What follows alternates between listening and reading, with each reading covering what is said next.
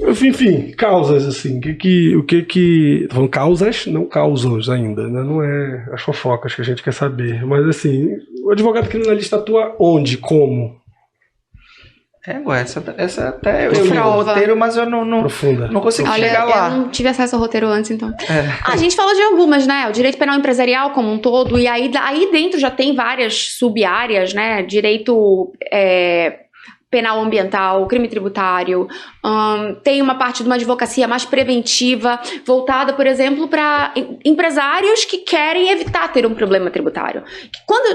Tá, ok, pague seu imposto, mas e se eu não puder? Existe alguma estratégia que eu posso adotar para driblar um problema, resolver o meu problema tributário sem criar outro, que é o criminal? Então, existe essa advocacia mais preventiva, consultiva. É o compliance criminal, né? O compliance também, que acaba sendo uma coisa um pouco mais, acho que, complexa do que simplesmente enfim, não atuo nesse compliance, então não consigo opinar, mas sei que é um nicho, inclusive porque eu não domino, então eu sei que é um nicho, porque não é tão simples quanto... Tem júri, como o Gustavo falou, que é uma área, assim, muito, muito capilarizada e... Já fiz vários júris, faço júri, mas eu concordo com o Gustavo que um advogado para bater no peito e falar, eu faço júri, assim... É outro papo. Ele tem que... É difícil você conseguir ser água e óleo. Não dá. Entendi. Existe uma advocacia mais técnica, mais complexa, e existe a advocacia de júri. No júri, você entra lá e você fala coisas que nem você pensa. Eu lembro um júri desses que eu vi, foi um dos que... Boa definição.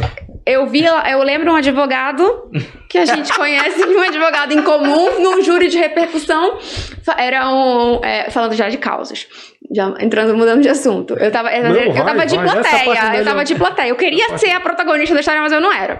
Eu tava só na plateia, e aí o advogado falando, alguns eram acusados, peraí, eu tenho que elaborar pra não falar nomes.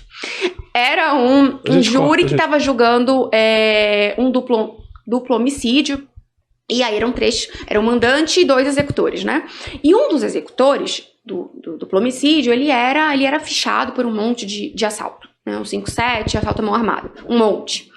E aí lá o advogado que estava fazendo assistência da acusação, que por sinal é outro nicho, atuar na assistência de acusação, para vítimas de violência doméstica. Entendi. É um outro nicho, mas estava lá fazendo. Ele atuava majoritariamente na defesa, mas estava lá. Vocês estão vendo esse aqui? Isso aqui é igual mosquito da dengue. Não adianta nada você... Eu nunca me esqueço disso. Mais 10 anos. Não adianta nada vocês estarem aí reclamando que tem uma... Saudades, né? Quando o nosso problema era dengue, mas enfim. Estão reclamando aí da endemia, da dengue, e você tá lá com o seu pratinho de água. É a hora que vocês têm de mandar quem comete um monte de crime pro lugar dele, que é na cadeia.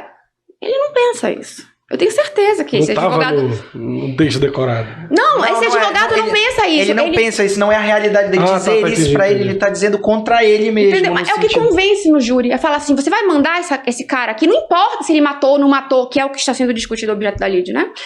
Não importa, o que interessa é que ele... pra emoção do jurado.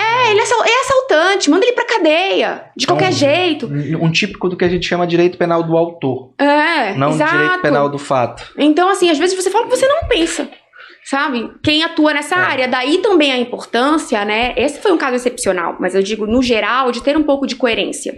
Coerência no argumento. Me perguntam, pode atuar na assistência de acusação e na defesa? Não é que não possa, ninguém te proíbe. Mas é complicado você estar hoje com o mesmo juiz, postulando por uma revogação da prisão, e no dia seguinte você está sentado do lado da acusação, numa situação similar, falando que aquela pessoa tem... Sabe? Então, assim, você também tem que isso é com o tempo. Você vai se situando aquele terreno que te é mais confortável por uma série de fatores, seja porque surge isso, mas em um dado momento você tem que colocar o pé no chão e falar, bom, eu vou escolher a minha causa, porque eu preciso ter credibilidade pra trabalhar, e aí não dá pra eu estar hoje gritando bandido bom é bandido morto, e amanhã tá falando de direitos fundamentais pro meu cliente. Então, assim, isso é uma questão também a ser trabalhada ao longo, né? Ninguém chega pronto, a gente vai se ajustando. E a fala da Lorena é até pra deixar muito claro uma oportunidade de mercado. Pra quem, de repente, não tem essa identificação com direitos fundamentais, que na minha opinião todo mundo deveria ter, mas a gente sabe que existem pessoas que não têm. Aquele momento que a gente... Aqui o nome é assim. Mas é uma oportunidade de... tipo assim, você não vai ser incoerente com você mesmo, porque O que a gente vê... Isso é posicionamento, certo? E sim, isso é posicionamento, mas assim, o cara tá se posicionando... O que a gente vê de gente se posicionando errado não tá no gibi. A gente vê Se posicionando errado... advogado criminalista defendendo algumas coisas que tu... Ui? Você E mesmo tu criminalista? diz criminalista, Mas isso e não... tu pode ser criminalista, mas assim, então te Submissa, posiciona.